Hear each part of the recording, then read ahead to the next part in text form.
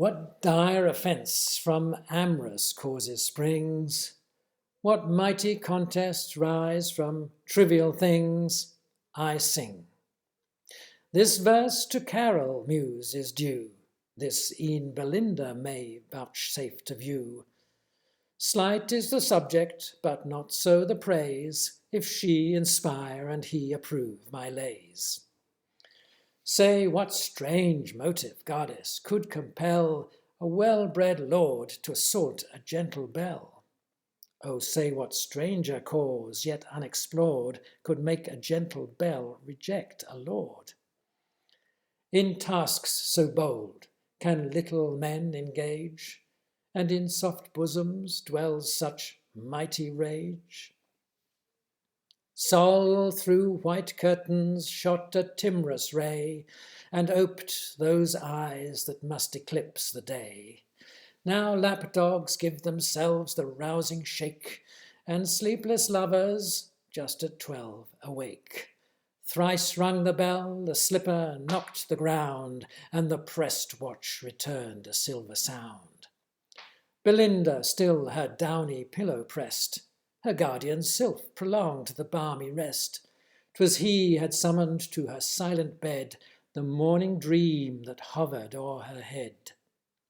A youth, more glittering than a birthnight bow, that e'en in slumbers caused her cheek to glow, seemed to her ear his winning lips to lay, and thus in whispers said, or seemed to say, Fairest of mortals, thou distinguished care of 1,000 bright inhabitants of air, if e'er one image touch thy infant thought, of all the nurse and all the priest have taught, of airy elves by moonlight shadows seen, the silver token and the circled green, of virgins visited by angel powers with golden crowns and wreaths of heavenly flowers, hear and believe.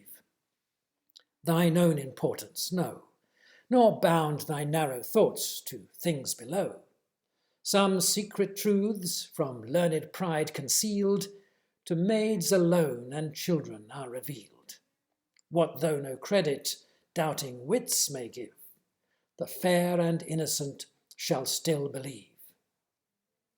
Know then, unnumbered spirits round thee fly, the light militia of the lower sky. These, though unseen, are ever on the wing, hang o'er the box and hover round the ring. Think what an equipage thou hast in air, and view with scorn 2 pages and a chair. As now your own, our beings were of old, and once enclosed in woman's beauteous mould. Thence by a soft transition we repair from earthly vehicles to these of air. Think not, when woman's transient breath is fled, that all her vanities at once are dead. Succeeding vanities she still regards, and though she play no more, or looks the cards. Her joy in gilded chariots when alive, and love of ombre after death survive. For when the fair in all their pride expire, to their first elements their souls retire. The sprites of fiery termagants in flame mount up, and take a salamander's name. Soft yielding minds to water glide away, and sip with nymphs their elemental tea. The graver prude sinks downward to a gnome, in search of mischief still on earth to roam.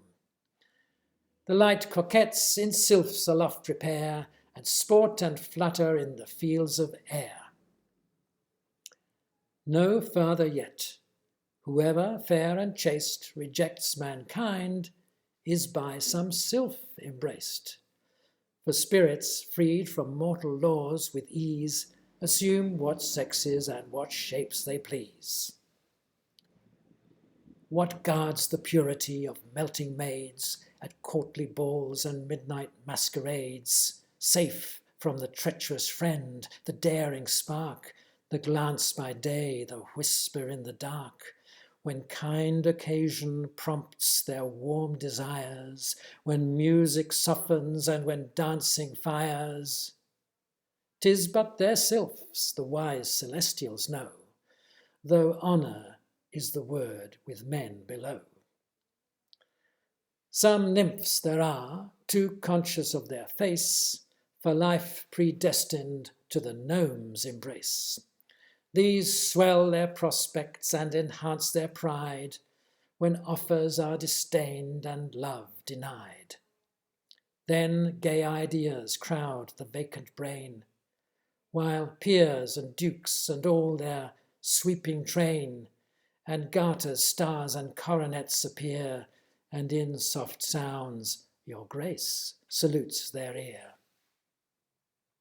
'Tis these that early taint the female soul, instruct the eyes of young coquettes to roll, teach infant cheeks the bidden blush to know, and little hearts to flutter at a bow.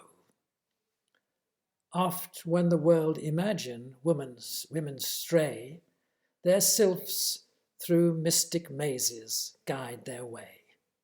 Through all the giddy circle they pursue, and old impertinence expel with new. What tender maid but must a victim fall to one man's treat but for another's ball? When Florio speak, what virgin could withstand if gentle Damon did not squeeze her hand? With varying vanities from every part, they shift the moving toy shop of their heart, where wigs, with sword knots strive, bows banish bows, and coaches drive.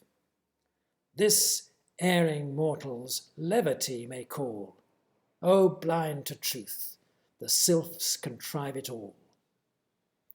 Of these am I, who thy protection claim, a watchful sprite, and Ariel is my name.